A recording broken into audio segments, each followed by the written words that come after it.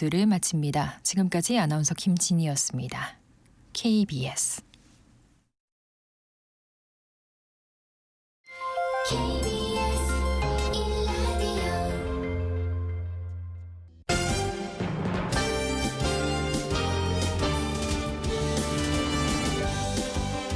KBS 1라디오 신성원의 오늘 세계는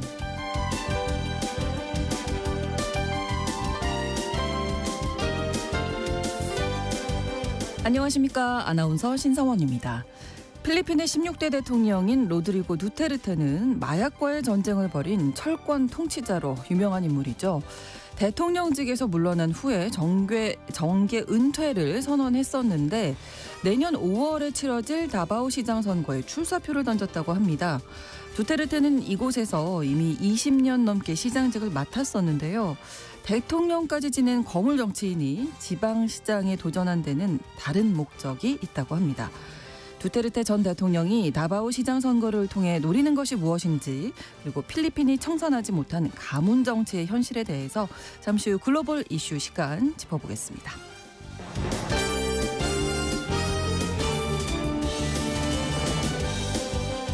오늘 주목할 국제사회 뉴스는 헤드라인 뉴스와 키워드로 정리해드립니다.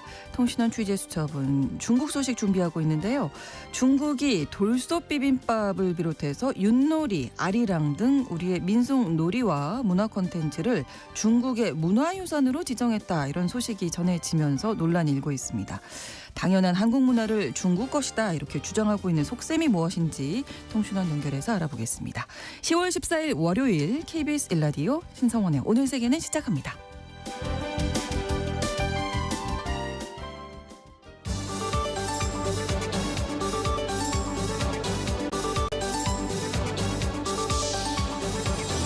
오늘 세계는 헤드라인 뉴스.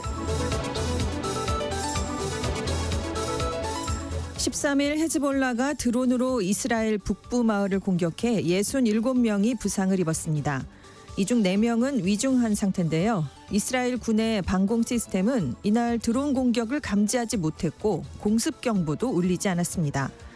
헤즈볼라는 이번 공격이 자신들의 소행이라면서 10일 이스라엘 군의 베이루트 공습으로 22명이 사망한 데 대한 보복이라고 주장했습니다.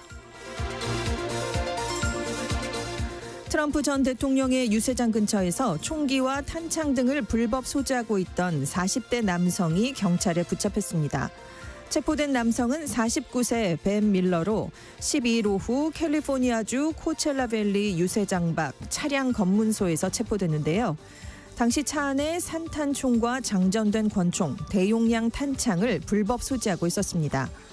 경찰은 사건 발생 하루 뒤에 이런 내용을 알리면서 이 사건이 트럼프 전 대통령이나 행사 참가자들의 안전엔 영향을 미치지 않았다고 밝혔습니다. 이 남성은 $5,000의 보석금을 내고 당일 석방됐는데요. 내년 1월 2일에 법원에 출두할 예정입니다. 중국군이 오늘 타이완을 둘러싼 해역 공역에서 군사 연습을 진행하면서 육해 공군과 로켓군 병력을 동원할 것이라고 밝혔습니다. 중국군은 국가 주권과 국가 통일을 위해 정당하고 필요한 행동이라고 주장했는데요. 교도통신은 라이칭더 타이완 총통이 지난 10일 연설에서 하나의 중국 원칙을 인정하지 않는 입장을 강조했던 것에 대한 중국 측의 대응 조치로 보인다고 분석했습니다. 스페이스X가 개발한 대형 우주선 스타쉽이 5차 시험 비행을 성공적으로 마쳤습니다. 특히 추진체인 슈퍼 헤비 로켓이 다시 출발했던 발사대로 돌아왔는데요. 떨어지는 추진체를 파손 없이 회수하면서 추진체 재활용을 통한 비용 절감을 실현할 수 있게 됐습니다. 여자 마라톤 풀코스에서 2시간 10분 벽이 깨졌습니다. 13일 미국에서 열린 2024 시카고 마라톤에서 케냐의 루스 체픈게티 선수가 2시간 9분 56초의 기록으로 우승했는데요. 작년 9월 베를린 마라톤에서 에티오피아의 티지스트 아세파 선수가 세웠던 종전 세계 기록 2시간 11분 53초를 2분 가까이 앞당겼습니다. 특히 체픈게티 선수는 그동안 불가능하다고 여겨지던 여자 마라톤의 2시간 10분 벽을 처음으로 돌파해 큰 주목을 받았습니다.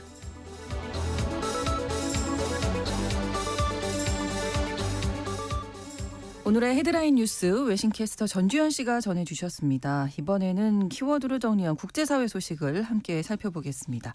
첫 번째 키워드인데요. 이제 떠나야 할 때가 됐다. 네, 네타냐후 총리가 유엔 평화유지군에게 이렇게 말하면서 나가라고 요구했는데요. 네. 어느 쪽에 있는 유엔 평화유지군이냐면 레바논하고 이스라엘 사이에서 주둔하면서 완충 역할을 하고 있는 유엔 평화유지군입니다. 이제 헤즈볼라의 거점과 전투 지역에서 평화유지군을 철수시킬 때가 됐다라고 밝히면서 구테우스 유엔 사무총장을 향해서도 평화유지군이 머무는 건 헤즈볼라에게 인간 방패를 제공하는 것이다. 헤즈볼라가 평화유지군 기지 근처에 숨어서 군사작전을 벌이고 있기 때문에 평화유지군은 이제 떠나야 한다라는 입장을 밝혔습니다. 네. 이 평화유지군이 2000년에 유엔이 설정했던 이스라엘과 레바논의 경계선인 블루라인에 주둔을 했었거든요. 해당 지역의 치안을 회복하는 임무를 수행해 왔습니다. 네. 그래서 이스라엘이 레바논 지상작전을 펼치기에 앞서서 평화유지군을 좀 재배치해달라라고 요구를 했지만 이게 받아들여지지 않은 상황이었는데요. 이후에 이스라엘 군이 공격을 해서 평화유지군이 피해를 받는 사건이 이어지고 있습니다. 11일 레바논 남부에 있는 평화유지군 기지 근처에서 이스라엘 군이 연달아 일으킨 폭발 때문에 군인 5명이 지금 부상을 입었고요.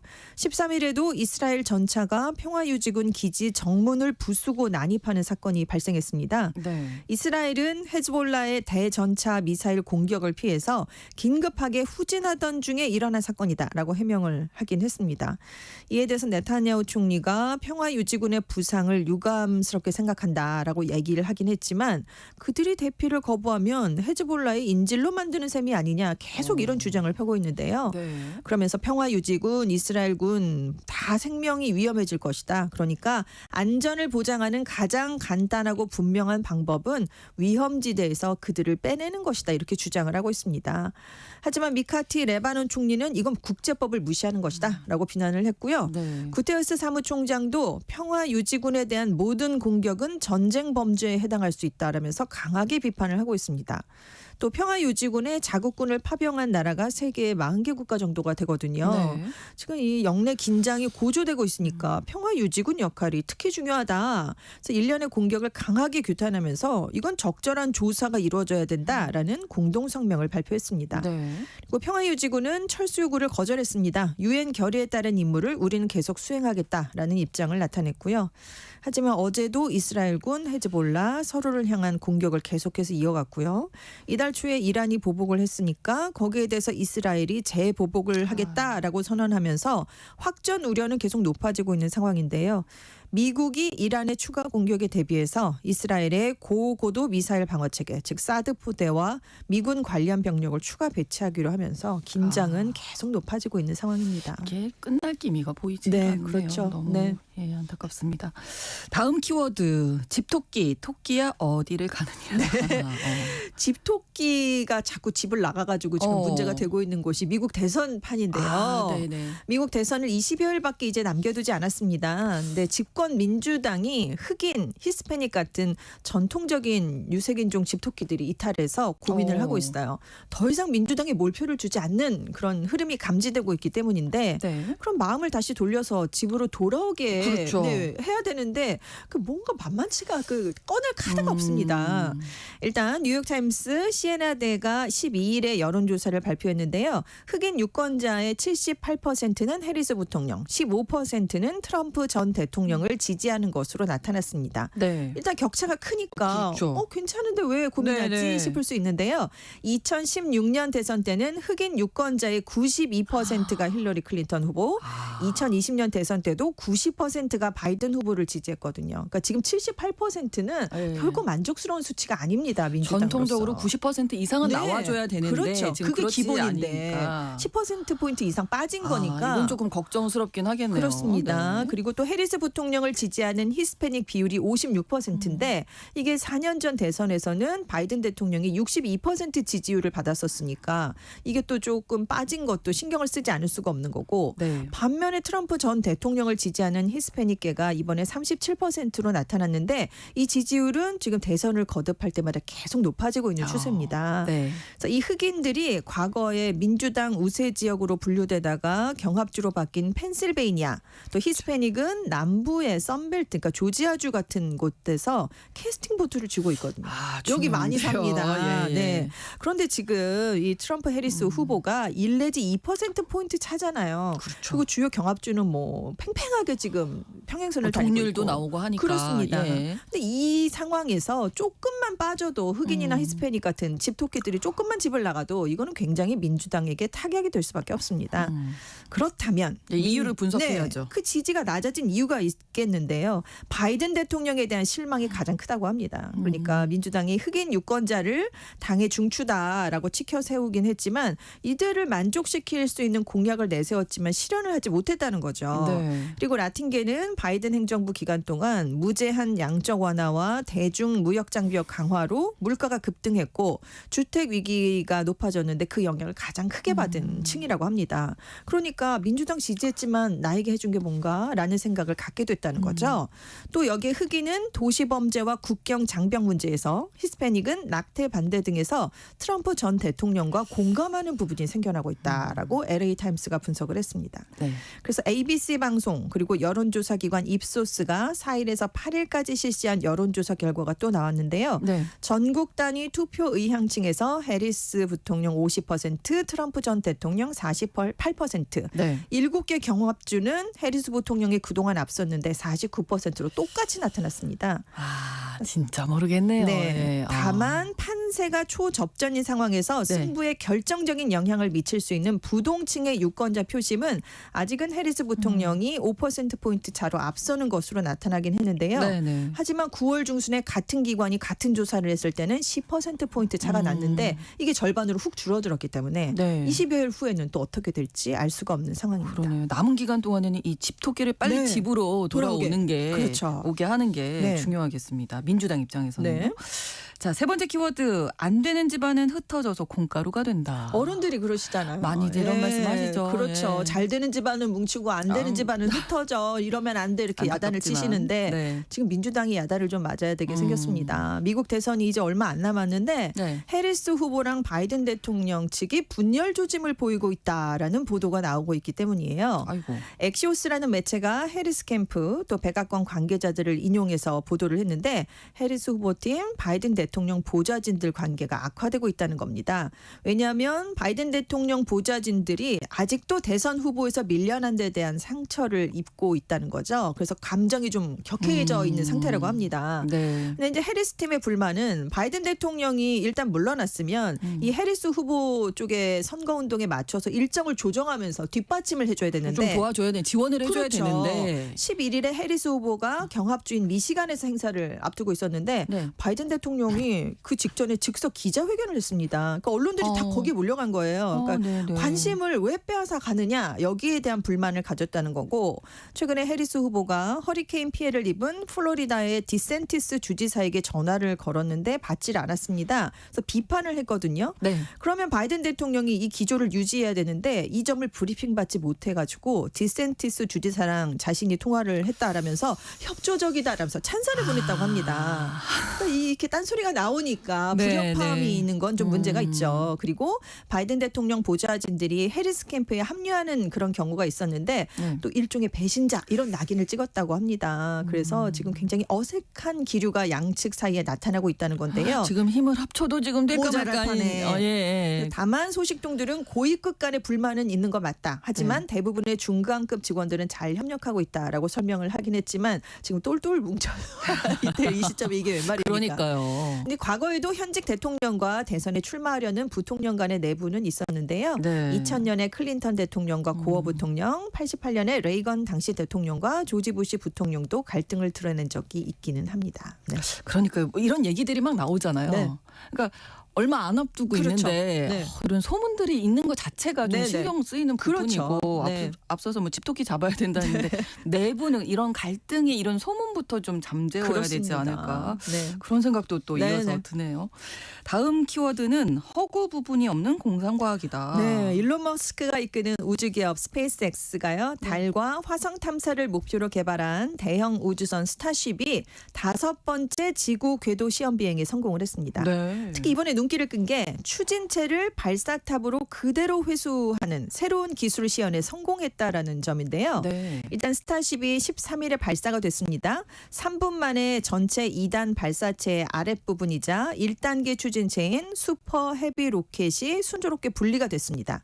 그래서 발사 7분 만에 이 슈퍼 헤비 추진체가 우주에서 지구로 돌아왔어요. 발사탑에 수직으로 다시 착륙하는 데 처음 성공을 했습니다. 오. 이 과정에서 젓가락 팔이라고 불리는 발사탑의 대형 로봇팔이 이 추진체를 공중에서 잡아채는 획기적인 장면이 와. 펼쳐진 거예요.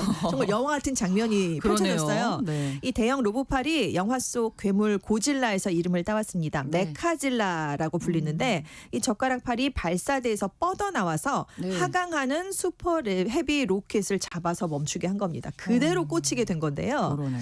이 스타쉽 우주선이 시속 26,234km 안팎으로 고도 210km 정도에서 예정된 항로를 비행하다가 지구로 귀환을 했고요. 인도양에 착륙하면서 폭발을 했습니다. 그래서 머스크가 이 우주선도 정확하게 목표 지점에 착륙했다. 인류가 여러 행성에서 살 수 있게 하기 위한 큰 발걸음이 오늘 이루어졌다라고 강조를 했어요. 그랬더니 X의 한 사용자가 이 영상을 계정에 올리면서 이거 실화인가? 무슨 공상과학처럼 느껴진다라고 글을 썼거든요. 네, 그렇죠. 그러니까 머스크 CEO가 답을 다른 겁니다. 네. 허구 부분이 없는 공상과학이다. 아. 그래서 키워드가 나왔는데요. 네. 그래서 사실 그러네요. 슈퍼헤비 로켓을 이제 100% 완벽하게 회수하는 데 성공을 했으니까 로켓 재사용이 앞으로도 가능해진 겁니다. 그렇죠. 비용이 정말 많이 절감될 네, 수가 네. 있는 건데요. 이 스타쉽이 길이가 50m, 직경이 9m 규모인데 내부에 150톤까지 적재를 할 수 있어요. 그래서 와. 그동안 4차례에 걸쳐서 지구궤도 시험 비행을 시도했지만 완전하게 성공하진 못했었는데 이번에 완벽하게 성공을 하면서 예. 굉장한 성과를 이뤄냈습니다. 그러니까 우리가 막 이런 꿈을 꾸면 네. 아유 무슨 그렇죠. 꿈을 꾸냐고 네. 꿈 같은 얘기다. 그게 하는데 됐어. 예, 이게 언젠가는 되네요. 꿈을 그러니까요. 꾸면 네. 가능하다. 그렇습니다. 희망을 보여주는 게 아닌가. 네. 예. 다음 키워드입니다. 그땐 그랬지. 일본에서 이런 얘기를 하시는 분들이 음. 많아졌는데요. 최근에 1926년부터 1990년까지 썼던 쇼와라는 연호를 썼던 쇼와 시대를 배경으로 한 드라마가 크게 인기를 모으고 있습니다. 네. 일본이 전 세계 경제 대국이었던 시절이에요. 그렇죠. 1980년대 버블 경제 시기랑 겹치는 때인데 네. 한편으로는 지금 80년대잖아요. 폭설, 폭언 같은 게 뭐 일상적으로 이뤄졌고 부당한 처우, 성불평등은 일상이 됐던 그런 시절이었습니다. 네. 갑질, 성희롱이 좀 만연했던 시대인데 시청자들이 지금 보면 굉장히 거부감을 가질 그럼에도 만한 불구하고. 부분이잖아요. 네. 그런데도 그때가 그립다라는 반응을 한편에서 느낀다는 건데 왜냐하면 쇼와 시대가 끝나면서 일본에서 이른바 잃어버린 30년이라고 불리는 장기 경기 침체가 이어졌기 때문입니다. 네. 그러니까 번영했던 그 시절에 대한 향수를 느낀다는 건데요. 내가 잘 나갔던 그 시절. 그렇죠. 일본이 네. 잘 나갔던 네, 네. 호황기가 그립다라는 건데 이 열풍을 이끌었던 드라마가 1월에 방영됐던 TBS의 부적절한 것도 정도가 있어라는 드라마예요. 네. 1986년에 중학교 체육 교사로 일하던 주인공 오가와가 2024년으로 갑자기 떨어집니다. 오. 그래서 벌어지는 해프닝을 담았는데 네. 갑자기 이제 현대로 왔으니까 버스를 탔는데 이 남자 주인공이 그냥 버스에서 당연하다는 듯 담배를 피우니까 사람들이 이상하게 쳐다보는 그렇죠. 거예요. 지금은 안 되잖아요. 그리고 짧은 치마를 입은 여성에게 다가가서 치안에게 당하고 싶어서 이렇게 입고 다니냐라고 했는데 요즘 성 감수성에 따르면 있을 수가 없는 행동이죠. 네네. 그래서 시청자들이 물론 굉장히 이런 언행을 불쾌해합니다. 그런데 이런 얘기만 하는 게 아니라 어딘지 모르게 비효율적인 그 레이와 시대 요즘 연호죠. 최근의 연호 시스템을 꼬집는 장면들에서 통쾌함을 느끼기 때문에 인기를 끌고 있다는 건데 왜냐하면 이 드라마 속 주인공이 자기가 살던 시대보다 담배값이 3배 이상 올랐으니까 놀라는 거예요. 네. 근데 아르바이트 시급이 얼마냐고 물어봤는데 임금은 그동안 별로 안 올랐네 이렇게 된 거죠. 그러니까 여기에 이제 통쾌하다라는 그렇죠. 얘기를 갖게 되고 예, 예. 회사에서 업무 시스템 개혁 지침이 내려와서 일이 남아서 야근을 해야 되는데도 무조건 퇴근을 해야 되는 규정에 따라서 사람들이 가버리니까 당황해하고 네. 후배 직원한테 힘내라라고 했다가 이거 업무에 부담을 줬다라는 이유로 직장 갑질로 신고를 당하는 동료를 본 거예요. 그래서 아니 이건 대체 무엇을 위한 것이냐라고 답답해하는데 이게 지금 요즘 시대를 풍자하는 장면들이라서 중장년층의 향수를 자극하는 그런 내용이라고 합니다. 네. 그래서 이게 회당 시청률이 10%에 가까웠고 넷플릭스에 공개돼서 인기를 끌고 있는데 네. 이외에도 1980년대 일본 여성 프로레슬러의 이야기를 다룬 드라마 극악 여왕도 화제를 모으고 있습니다. 역시 쇼와 시대에 유명했던 덤프 마스모토라는 실제 여성 프로레슬러의 실화를 바탕으로 한 거거든요. 네. 근데 체육관에서 노숙하고 강도가 높은 훈련을 시키는데도 마다하지 않고 요즘하고는 조금 다른 모습이 펼쳐지는 거예요. 그래서 이것도 뭐 폭언이라든가 성희롱, 구타 장면들이 담기긴 했지만 이게 지금 일본에서 시청률 1위에 오를 정도로 큰 인기를 끌고 있는데 네. 평론가들이 몇몇 드라마가 쇼와의 기억을 상기시키는 타임머신 역할을 하고 있다라는 분석을 내놨습니다. 그러니까요. 뭐 우리도 20대가 좀 그리울 때가 있잖아요. 응답하라 뭐 우리도 그 시리즈 네, 좋아하잖아요. 그런 비슷한 맥락이 네. 아닌가. 네. 좋았던 시절을 그리워하는 네네. 그런 마음이 아닌가 싶습니다. 자, 다음 키워드인데요. 드디어 밝혀진 출생의 비밀. 콜럼버스의 출생의 비밀이 오, 밝혀졌어요. 네네. 그동안 콜럼버스가 서유럽에서 태어날 것이다라는 추정이 많았습니다. 네, 스페인 뭐 이쪽이라고. 설이 25개나 있었거든요. 그래요.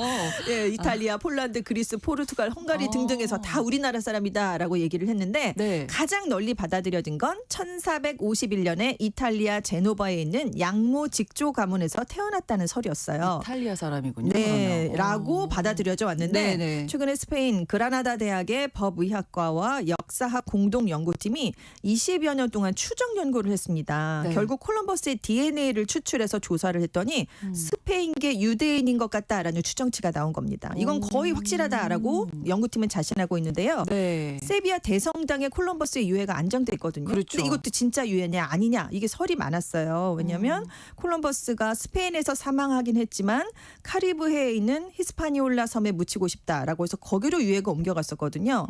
이게 쿠바 아바나로 이장됐다가 쿠바가 스페인에서 독립하니까 다시 세비야 성당으로 옮겨졌는데 이게 맞느냐 아니냐. 예. 도미니카 공화국에서 또 걸출하고 뛰어난 남성 크리스토퍼 콜럼버스라는 문구가 적힌 납상자가 있었는데 네. 여기 뼈가 있다. 이게 진짜 콜럼버스 아니냐라고 이제 논란이 시작됐는데 네. 20여 년 동안 그 친척들을 DNA를 다 분석했더니 세비야에 있는 게 맞다고 합니다. 아, 그래요. 네, 근데 산토도밍고에 있는 것도 흩어져 있는 유해일 가능성이 있다라고 했는데 그 유전 정보를 다 했더니 스페인에 살던 유대인이었다. 근데 왜 숨겼냐? 이때 유대인들이 많이 좀 박해를 받았답니다. 스페인에서. 그렇기 때문에 그 사실을 좀 숨긴 게 아니냐. 이런 얘기를 연구팀이 내놨습니다. 크리스토퍼 콜럼버스는 스페인계 사람이다. 유대인이다. 네, 그렇습니다. 드디어 밝혀졌습니다. 오늘의 헤드라인 뉴스와 키워드 외신캐스터 전주현 씨와 함께했습니다. 고맙습니다. 네, 감사합니다. KBS 라디오 신성원의 오늘 세계는 1부 마무리하겠습니다. 11시 30분부터 일부 지역에서 해당 지역 방송 보내드리고요. 해리 코닉 주니어의 It Had to Be You 전해드립니다.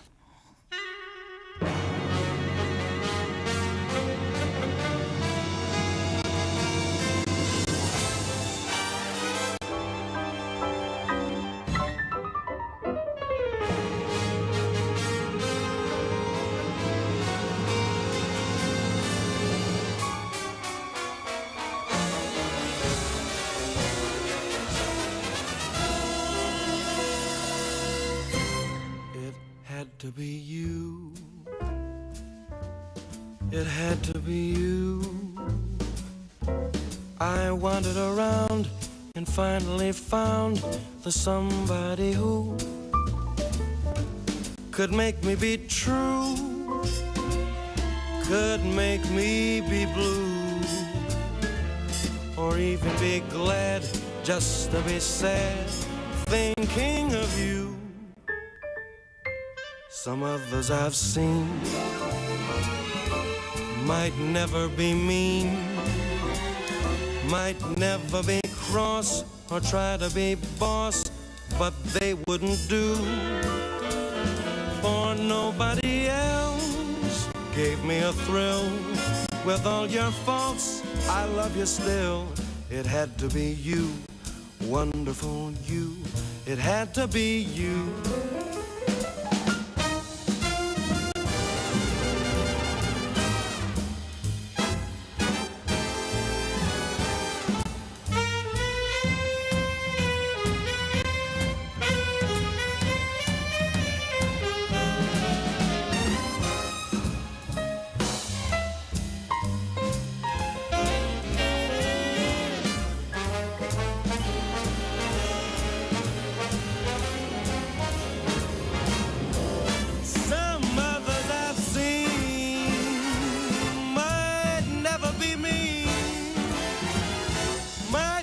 a big cross, tried to be boss.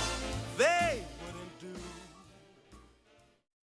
지금 시각은 11시 30분입니다. KBS Ladies and gentlemen. 국제사회의 다양한 뉴스를 한눈에 KBS 1라디오 신성원의 오늘 세계는 세계를 바로 보는 최소한의 투자입니다.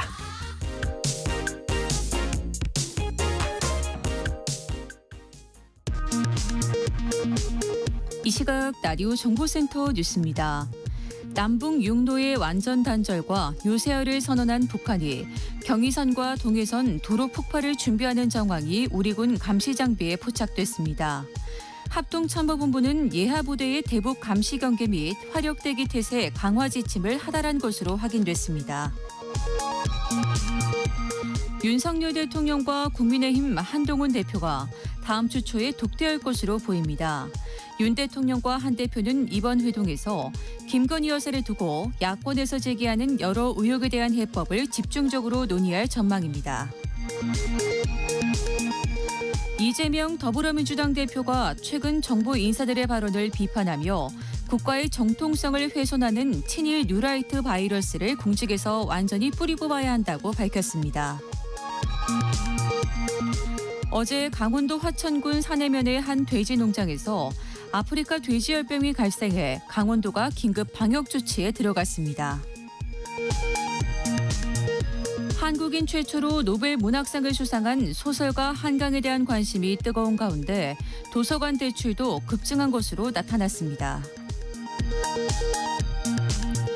중국군이 오늘 타이완을 포위하는 형태로 육군, 해군, 공군, 로켓군을 동원한 군사훈련을 벌인다고 발표했습니다. 약 5개월 만에 다시 시작된 중국군의 타이완 포위 훈련은 지난 10일 라이 총통의 타이완 건국기념일 기념연설을 겨냥한 것으로 풀이됩니다. 유엔이 레바논 주둔 유엔 평화유지군 기지에 강제 진입한 이스라엘군을 규탄했습니다. 구테르스 사무총장은 평화유지군에 대한 공격은 국제인도법을 포함한 국제법 위반이고 전쟁 범죄도 될 수 있다고 지적했습니다. 지금까지 라디오 정보센터 뉴스 정한나였습니다.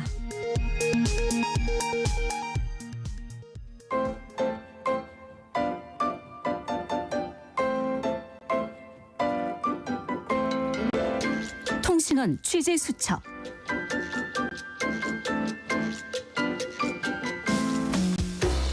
통신원 취재 수첩입니다. 오늘은 중국 베이징 송문규 통신원 연결하겠습니다. 안녕하세요. 네, 안녕하십니까. 네, 오늘 중국의 문화 침탈 관련된 소식 준비하셨는데 돌솥 비빔밥이 이미 3년 전에 중국의 무형 문화유산으로 등재됐다고요? 네, 중국 동북지역 지방정부 지린성이 돌솥 비빔밥과 가래떡 조리법 등을 무형문화유산으로 등재한 사실이 알려지면서 논란이 일고 있습니다. 네. 이곳의 조선족들은 문화적 측면에서 많은 부분 우리와 공통된 부분을 공유하고 있는데요. 김치라든가 냉면, 떡 같은 식문화에 특히 많은 공통 분모를 가지고 있습니다. 그렇죠. 그러나 돌솥 비빔밥은 한국과 수교를 한 1992년 이후에 한국 식당이 하나둘씩 생기면서 중국에 보급된 것입니다. 네. 수교 전에는 조선족들이 돌솥에 비빔밥을 먹는 문화 자체가 없었습니다. 그는 조선족 동포분들도 인정하는 부분이고 네. 수교 후 중국에서 지금까지 한식당 요식업에 종사하신 분들의 얘기에 의하면 그때는 중국에 한식용 돌솥이 없어서 네. 한국에서 돌솥을 100% 공조해 왔다고 합니다. 또 돌솥 비빔밥 외에도 떡볶이나 한국식 짜장면, 부대찌개도 한중 수교 후 보급된 메뉴들입니다. 그런데 무형 문화유산에 등재를 했다는 건데 지린성에서 무형 문화유산으로 이제 지정을 한 거잖아요. 중국 국가적인 측면에서도 이게 의미가 있는 건가요? 네, 중국 정부는 2006년부터 2021년까지 총 5차례에 걸쳐서 전국의 모든 지방 정부로부터 보고받은 지방급 무형 문화유산 중에서 2,161건을 국가급으로 상향 조정했는데요. 네. 무형 문화유산 중에서 소수 민족의 유산이 많은데 조선족의 주요 거주 지역인 지린성의 무형문화유산의 많은 부분은 한국 문화와 공통된 부분이 있어서 이번 논란을 낳게 된 것입니다. 네. 문화공정은 이미 2006년부터 시작이 됐고요. 2006년에 널뛰기 등 2건, 2008년에 한국의 전통 혼례 농악무 등 7건, 2011년에 아리랑, 판소리, 씨름 등 5건이 지정이 됐고, 네. 2014년엔 김치조리법이 국가급 유산으로 선정됐습니다. 2021년엔 윷놀이 등 2건이 지정돼서 중국 정부의 주도 아래 치밀하게 진행되어 왔음을 알 수 있습니다. 우리의 전통 문화들이 다 지정이 된 건데 중국 정부가 이게 어떤 목적으로 이런 문화 공정 진행하고 있는 건가요? 정부에서는 그 무형문화유산법을 제정하면서 중화 민족의 우수한 전통 문화를 계승한다는 취지로 소수민족들의 문화를 중화민족의 문화유산이라는 목록에 차곡차곡 편입하고 있습니다. 네. 중국 정부의 이러한 행보는 한국 문화만을 겨냥한 것은 아니고요.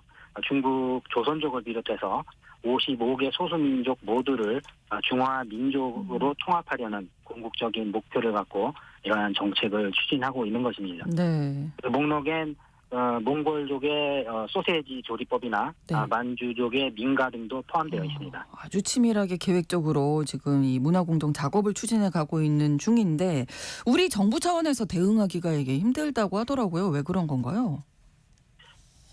지금 진행되고 있는 그 중화민족 무형문화 등재 사업은요. 네. 중국이 궁극적으로 유네스코 인류 무형유산 등재를 달성하려는 발판이자 밑작업임을 알 수 있는데 네. 한국이 이제 공식적으로 문제를 제기하더라도 중국은 매번 이럴 때마다 자기들의 주권을 내세웁니다.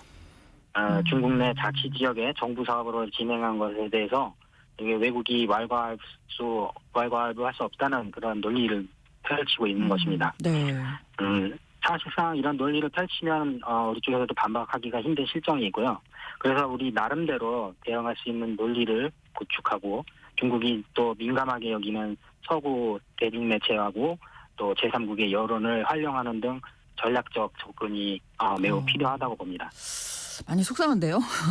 중국 사람들은 이런 문제에 대해서 어떻게 보고 있습니까? 중국 내에서도 이 등재 문제 때문에 한국에서 논란이 일고 있다는 내용이 보도가 됐습니다. 네. 하지만 조선족이 한국과 문화적으로도 많은 유사성을 갖고 있어서 자기들의 소수민족 문화로 등재한 것이 뭐가 그렇게 잘못이냐 이렇게 적반하장식의 인식이 대부분입니다. 네. 심지어 한민족의 원류가 연변 지역에서 시작돼서 중국에서 한반도로 건너간 것이라고 생각하는 사람들도 적지 않고요. 또 이렇게 문화 담론을 하다 보면 오히려 한국이 자기들의 문화를 탈취해간다라면서 이제 격한 반응을 보이기도 합니다. 네. 특히 중국의 단오 명절을 한국이 유네스코 무형 문화유산으로 등재했다. 또 한국인들이 공자를 한국인이라고 주장한다.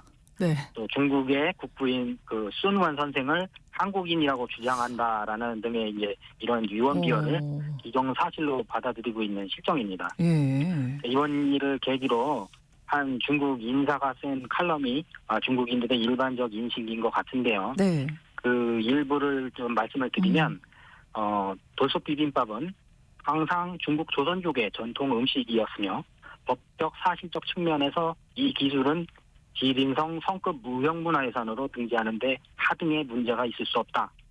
또 국제 커뮤니케이션 측면에서는 우리는 이 품목이 중국의 어느 성에 속하는지 지역 주민들의 일상생활에 속하는지 사실적으로 명확하게 소개하기만 하면 문제가 없을 것이다. 또 우리나라 변방에 사는 사람들은 이웃나라와 문화적으로 어느 정도 일치할 수는 있다.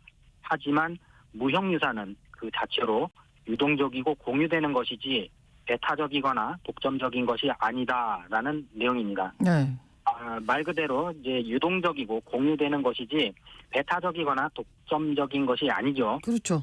하지만 정부가 사실을 왜곡하면서까지 무리하게 문화 사업을 추진하는 것은 더더욱 아니라고 봅니다. 그렇죠. 네. 한국 문화계에서도 이에 대해서 경각심을 갖고 이를 반박할 수 있는 논거나 논리 준비가 시급하다고 봅니다. 그렇습니다.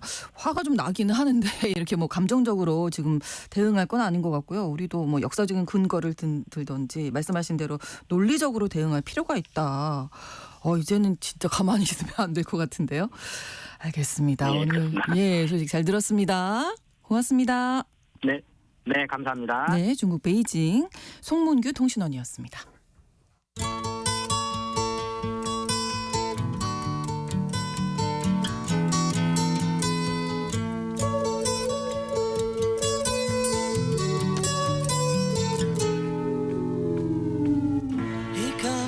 재임 시절에 강력한 철권 통치로 유명했던 필리핀 전 대통령이죠. 로드리고 두테르테가 내년 5월에 치러질 다바오 시장 선거 출마를 선언해서 이목을 끌고 있습니다. 그 이면에는 필리핀 특유의 가문 정치에 따른 세력 다툼이 자리 잡고 있다, 이런 지적이 나오고 있는데요. 두테르테를 중심으로 필리핀의 정치 상황 오늘 글로벌 이슈에서 짚어드리겠습니다. 오혜리 국제전문기자와 함께합니다. 어서 오세요. 네, 안녕하세요. 자, 두테르테가 대통령 임기 마친 것이 2022년이었잖아요. 네. 퇴임 2년 만에 지방시의 시장 선거에 출마하겠다. 이거 정계 복귀를 노리는 건가요? 네, 그렇죠. 필리핀 대통령 지금 워낙 임기가 6년이고 네. 단임제입니다. 그 마르코스 독재 정치의 그 이후에 이런 일이 다시 반복되지 않게 하기 위해서 단임제로 바뀌었죠. 네. 두테르테가 2016년부터 2022년까지 대통령을 역임했고 현재 나이가 79세입니다. 그러니까는 내년 5월에 시장 선거가 있는데 당선이 된다면 80세에 이제 네. 시장을 하겠죠. 이 시장 선거는 내년 5월에 이제 전체적으로 중간 선거가 있는데 이 중간 선거가 하원 전체 의원들 바꾸는 선출하는 선거에다가 상원 의원 24명 중에 또 절반을 선출하는데 또 이런 지방시 뭐 이런 데 시장이나 각급 그 공무원들을 선출하는 또 이런 선거라서 뭐 직급이 한 18,000개 자리를 놓고 벌어진 아주 중요한 선거라고 합니다. 네. 근데 두테르테가 2022년에 대통령 퇴임하면서 나는 그냥 정계에서 은퇴하겠다 이렇게 네. 얘기를 했거든요. 그런데 지난 6월에 두 아들과 또 자신이 내년 5월에 상원의원 선거에 나서겠다 이런 또 의사를 피력해서 주목을 받았는데 역시나 이제 고령이고 여러 가지 이유 때문에 상원 의원 출마는 접은 걸로 알려졌는데 네. 아마 상원 의원 대신 다바오시의 시장으로 아. 나서겠다 이렇게 결심을 굳힌 것 같습니다. 뭐 정식으로 출마 뭐 이런 신청서 이런 것도 제출을 했다고 하죠. 아, 그렇군요. 정계 은퇴를 그러니까 번복한 맞습니다. 건데요. 예. 다바오가 두테르테가 20년 넘게 시장으로 있었다면서요? 이전에. 네. 그러면 뭐 이미 다 아는 사람이고 하니까 네, 나오기만 하면 당선은 되겠는데요. 워낙 이 정도면? 다바오시가 이 두테르테 아주 집안에 뿌리 깊은 정치적인 기반이 되고 있는 시고 본인이 22년 동안 시장을 했습니다. 물론 시장과 대통령 재임 시에 가장 논란이 됐던 거는 이 마약 사범 뭐 여러 가지 뭐 이런 범죄와의 전쟁을 하면서 사법 체계에 의존하지 않고 어떤 사적인 이런 뭐 처형 이런 것도 허용해서 굉장히 문제가 많이 됐잖아요. 네. 특히 시장 재임 때는 뭐 그 범죄자 3명을 직접 본인이 총을 쏴서 직결 처형을 한 적도 있는데 이게 굉장히 논란이 많이 됐고 지난 7월인가 국제형사재판소 ICC가 이 두테르테 대통령 재임 시절에 벌어졌던 이런 반인륜적인 탈사법적인 행동에 대해서 다시 재조사를 하겠다 공식 결정을 했는데 네. 그럼에도 불구하고 다바오시에서는 아직도 너무 인기가 높고 대통령 시절에 대한 평가도 아주 높은 인기가 높고 아주 좋은 평가가 많아서 네. 뭐 시장은 이미 당선된 거나 다름없다고 봐야겠죠. 그렇군요. 네. 그러면 이 다바오라는 도시는 어떤 곳인지 궁금하거든요. 저희가 이제 지방 도시다라고 했지만 사실 필리핀은 가장 큰 섬이 여러 섬이 있는데 루손 섬이 가장 크고 수도 마닐라가 있죠. 그리고 그 두 번째로 큰 섬이 민다나오 섬인데 그중에서도 다바오는 가장 큰 도시입니다. 네. 인구수를 봐도 2020년 인구조사가 있는데 그 루손 섬에 있는 케손시티가 296만 명으로 가장 많고요. 그 다음에 마닐라, 또 그 다음에 다바오로 178만 명이 거주하고 있는 도시니까 굉장히 큰 도시입니다. 그러네요. 정치적인 의미도 크고요.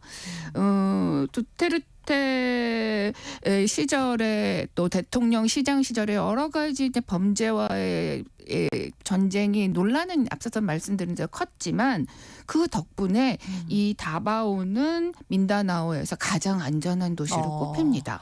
그러니까 시민들이 좋아하는군요. 예, 그리고 이 민다나오뿐만 아니라 전국적으로 봐도 다른 여타 도시에 비해서는 상대적으로 범죄율이 좀 적은 편이에요. 네, 그러니까 민다나오 섬이 우리 외교부에서 한때 이제 여행 금지 지역으로 네. 지정을 했었는데 지금은 어떻습니까? 지금은 이 금지는 아니고요. 네. 적색 경보라고 적색 해서 경보. 이제 출국을 권고한다라고 하는 수준입니다. 이 흑색 여행 금지 지역보다는 조금 한 단계 낮은 네네. 수준인데 또 아이러니하게도 그 민다나오는 전체적으로 적색 경보 출국 권고 지역이지만 이 다바오가 이 민다나오 섬의 남단에 있거든요. 네. 다바오하고 또 북단에 있는 카가얀데오로라고 하는 도시가 있는데 네. 이 두 곳은 좀 안전하다라고 오. 해가지고 여행 자제, 그거보다는 이제 좀 더 완화된 여행 자제로 지정이 되어 있습니다. 네. 민다나오가 그동안 위험했던 이유는 여기가 오랫동안 분리독립 운동이 많았고 네. 특히 2010년대 중반에는 이슬람 국가, 국제 테러 단체 이슬람 국가의 어떤 아시아 지역의 주요 거점 활동 지역이어서 굉장히 유명했는데 네. 이 분리독립 움직임은 2018년인가 중국 정부하고 이게 타협을 해서 이슬람 자치권 이쪽에 이슬람 신자들이 많거든요. 네. 자치권을 얻으면서 좀 다소 이제 안정을 되찾고 있는 중입니다. 네. 근데 여전히 위험한 건 사실이죠. 그렇군요. 예.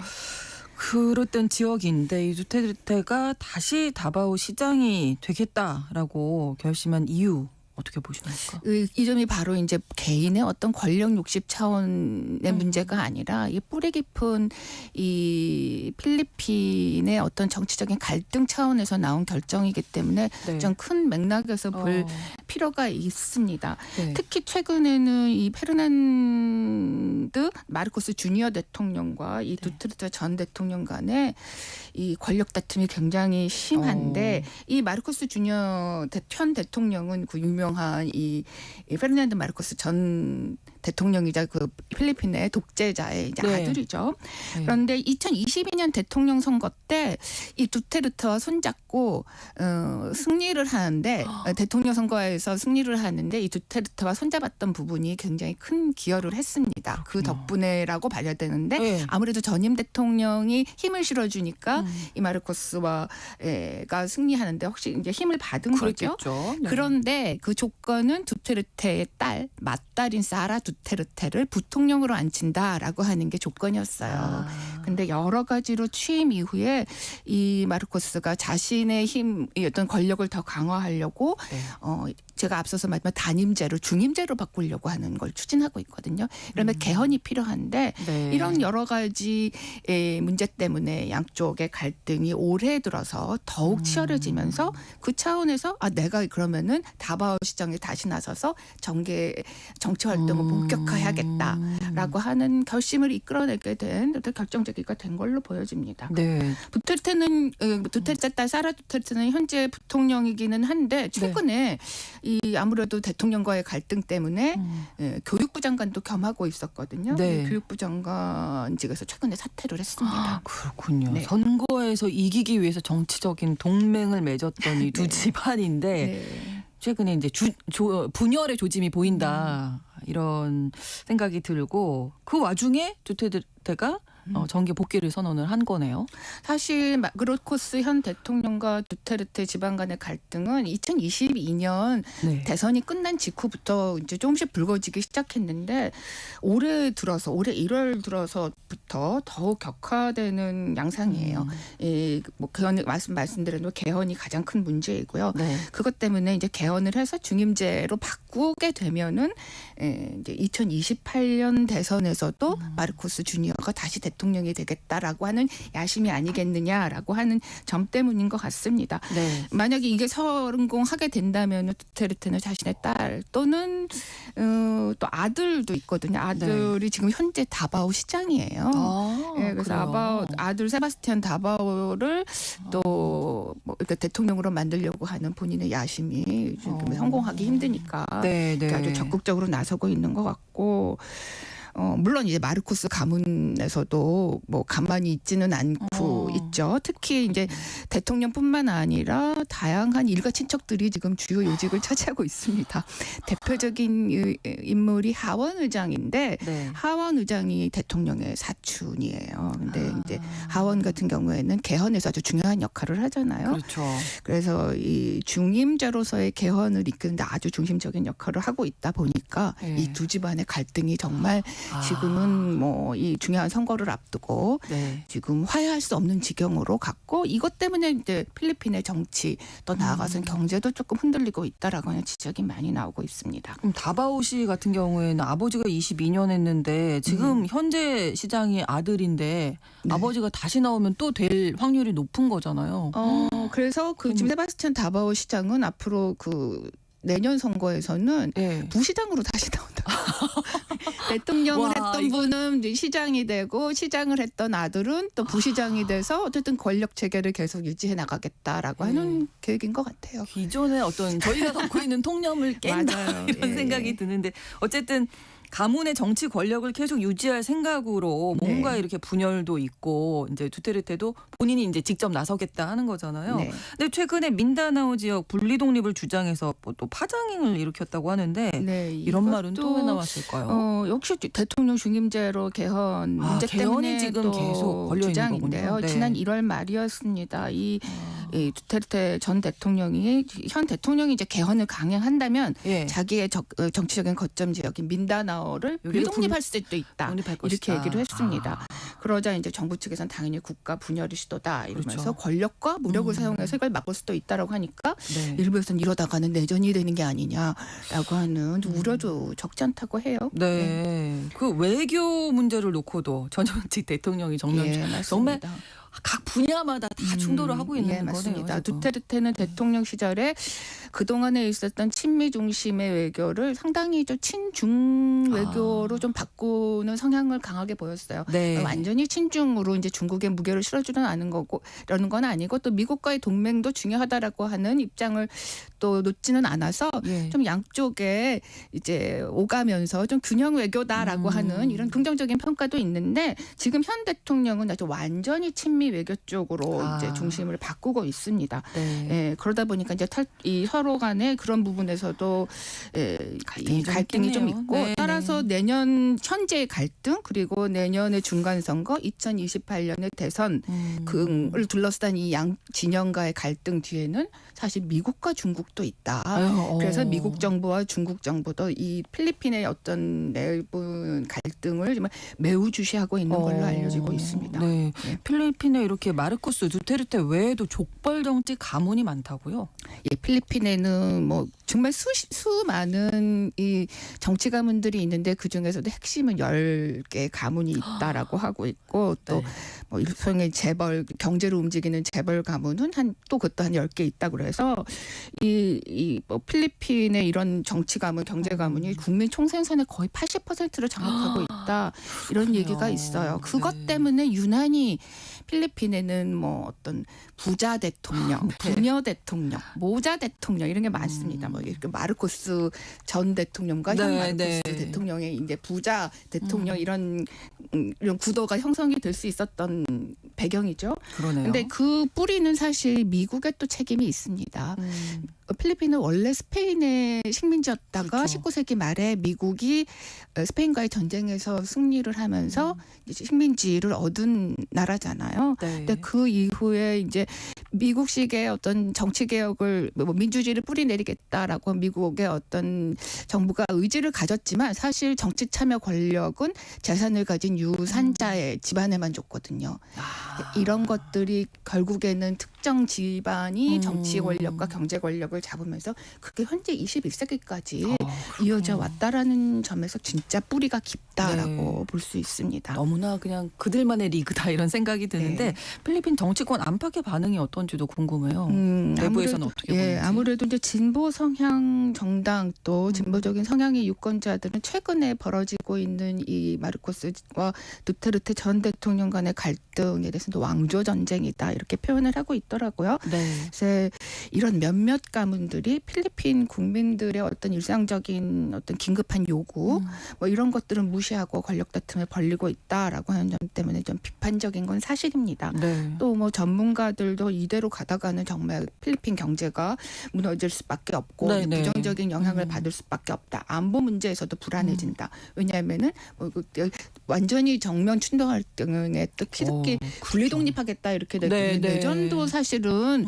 이게 현실화될 수도 있는 게 아니냐라고 하는 우려도 지금 제기하고 있을 정도로 네. 우려의 목소리는 높은 편입니다. 그렇군요. 그런데 지금 말씀드린 대로 워낙 이 뿌리가 벌써 100년 넘게 이어져 오고 그러게요. 있기 때문에 이런 뿌리 깊은 족발 정치의 폐해가 쉽게 해소되기는 지금 어려운 상황입니다. 네. 이것 때문에 필리핀의 정치가 아주 뿌리 깊게 이제 어떤 폐해에서 벗어나고 있지 못하다라고 하는 지적이 나오고 있는 이유인데요. 그래서 더더군다나 2025년의 중간선거, 네. 2028년도의 대통령 선거가 더욱 그 결과가 주목된다라고 생각이 됩니다. 네, 선거이기는 한데, 네. 예, 우리가 생각하는 그런 선거는 좀 아닌 그런 사실 느낌도 이 들고. 아시아 지역에서는 이 족벌 정치 또 네. 뭐 정치가 몇몇 정치 가문이 이 나라를 좌지우지하는 거는 사실 필리핀만은 아니에요. 그렇죠. 사실 일본에서도 이 정치가 몇몇 정치 가문이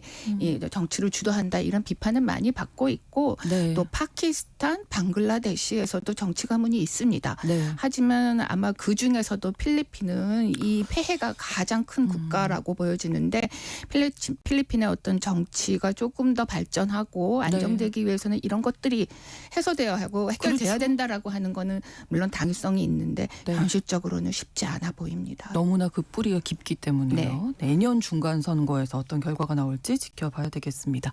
글로벌 이슈 오늘 두테르테 전 필리핀 대통령의 다바오 시장 선거 출마 배경 그리고 말씀드렸던 대로 필리핀의 고질적인 족벌 정치 폐해에 대해서 살펴봤습니다. 오혜리 국제전문기자와 함께했습니다. 고맙습니다. 감사합니다. KBS 라디오 신성원의 오늘 세계는 마치겠습니다. 내일 오전 11시 5분에 다시 뵙겠습니다. 고맙습니다.